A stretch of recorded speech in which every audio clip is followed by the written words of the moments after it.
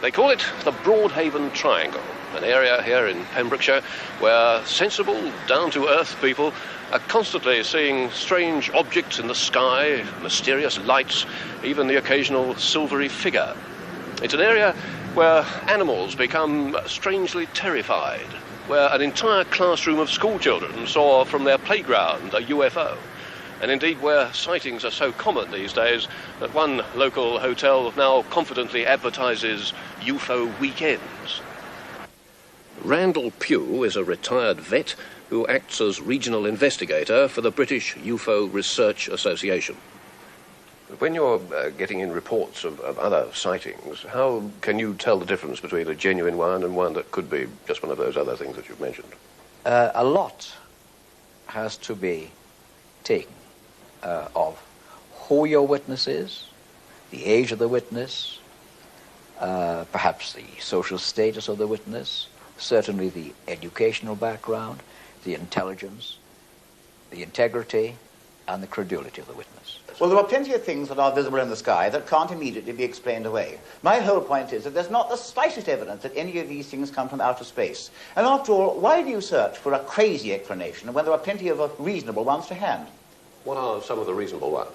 Well, we have many of these reports, for example, from aircraft pilots. And I've no doubt that some of these are due to classified aircraft. I'm not qualified to say any more than that, obviously, but I'm sure this is so.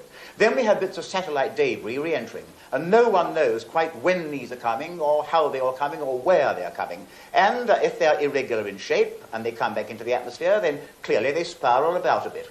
Then we have things such as ice crystals in the sky, and I've seen plenty of those myself, because I was a wartime flyer. Birds, bats, balloons, searchlight beams, all kinds of things. Having done the work I have done, I can give you every assurance on one point, that if the public knew precisely what the presence of UFOs mean, they would literally run for their lives. One gathers from that you feel there is some sort of takeover of the world which is threatened. We are being programmed. We are being manipulated. There is an intelligence far beyond anything we can appreciate or realize.